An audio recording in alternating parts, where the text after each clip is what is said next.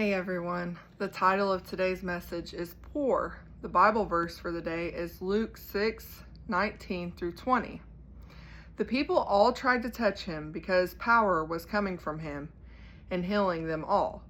Looking at his disciples, he said, "Blessed are you who are poor, for yours is the kingdom of God."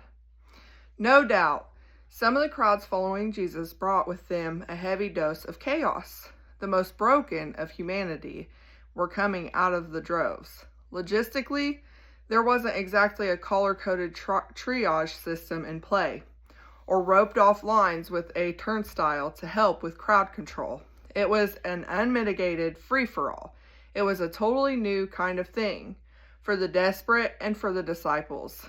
Moreover, there was an obvious relational disconnect.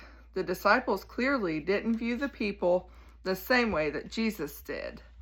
They were all in when it came to following Jesus, but learning to love and serve his chosen was another matter.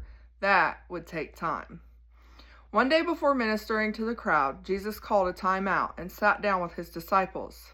It was the perfect opportunity to chat about his kingdom perspective regarding the growing mob of poor people following them around. He kicked off his teaching with, "Blessed are you who are poor, for yours is the kingdom of God," Luke 6:20. In other words, that mess over there, fellas, it's beautiful. And guess what? They're not so different from you.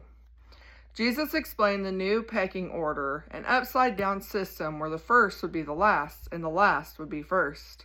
All those broken folks were now the VIPs of God's kingdom. They were blessed, fortunate, and better off than the most well-educated, able-bodied elite. Not because they were financially poor and physically diseased, but because their desperation made them humble and open to all that Jesus had to offer. The rich were certainly invited, but few of them were poor enough in spirit to receive. Humility is found in low places, and Jesus didn't just tolerate or pity the desperate and chaotic crowds. He delighted in their humility. He esteemed them and came to revive their hearts and heal their bodies. The disciples slowly but surely began to grasp that far beyond the physical healing, the promise of God towards the poor were staggering, eternal. Many of those who were coming out in droves, the most broken of humanity, were leaving healed and blessed, heirs in the kingdom of the Most High. This is the new thing, the unmitigated free-for-all of Christ's love. This is what the high and exalted one says. "He who lives forever, whose name is holy, I live in a high and holy place, but also with him who is contrite and lowly in spirit, to revive the spirit of the lowly and to revive the heart of the contrite." Isaiah 57:15. Prayer focus for today. Ask God to make you contrite and lowly in spirit, meaning to be humble, so you can experience revival. Questions moving forward. Put yourself in the disciples' shoes. Would it be difficult for you to minister to the desperate crowd? Why or why not? Is there someone you know who fits the poor in spirit category especially well? What attributes come to mind? What are ways you can pursue being poor in spirit?